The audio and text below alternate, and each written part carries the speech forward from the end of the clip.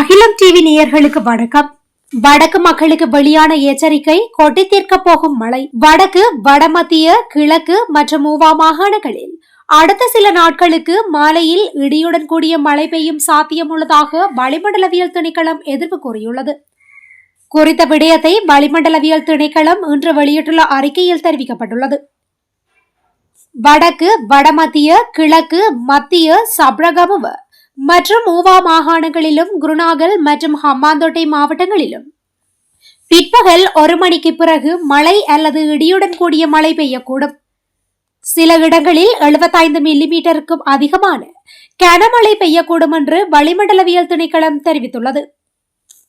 மேல் மற்றும் சப்ரகமுவ மாகாணங்களிலும் காலி மற்றும் மாத்தறை மாவட்டங்களிலும் காலை வேளையில் லேசான மழை பெய்யக்கூடும்.